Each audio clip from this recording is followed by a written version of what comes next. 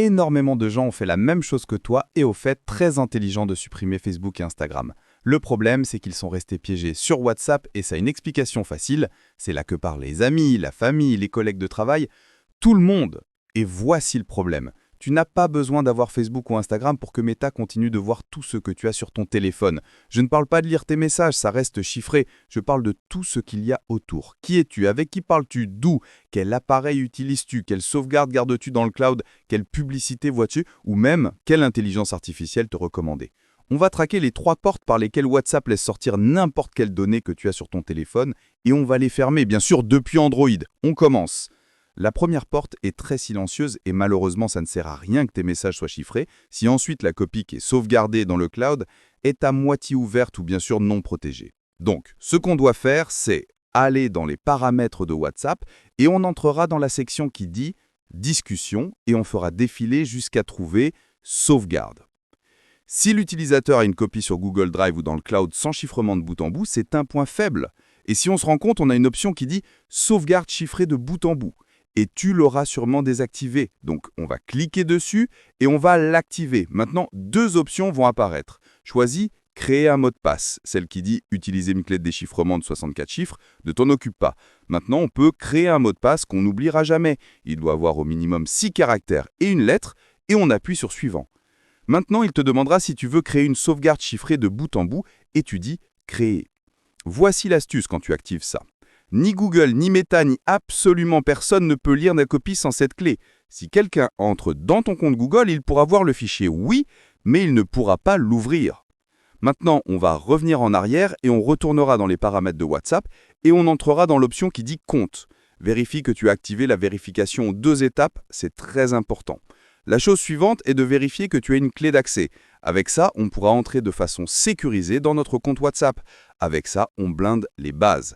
Tes messages resteront chiffrés et la copie où il pourrait le plus fouiner, mettons-le entre guillemets, cesse d'être une passoire. Maintenant, on va à la deuxième porte. Tu as sûrement remarqué ce petit cache sur ma caméra.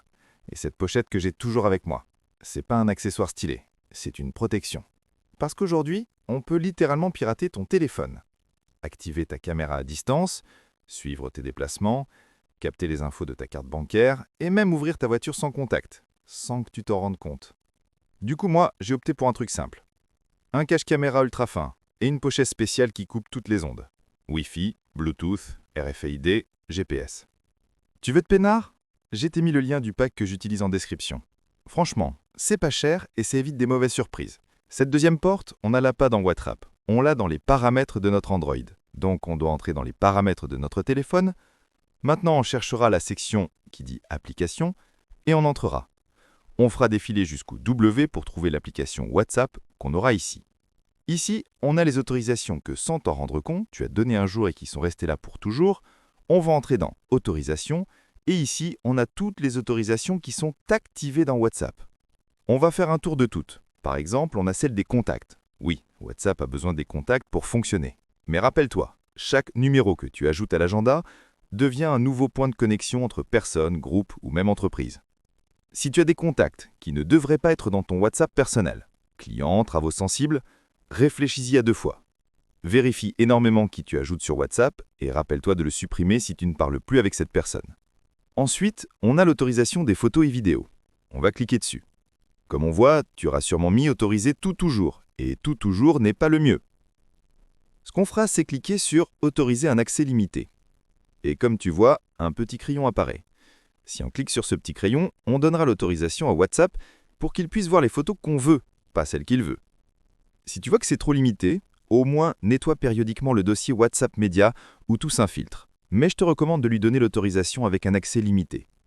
Ça ne va absolument pas limiter les photos que tu envoies ou les photos que tu reçois, je te préviens.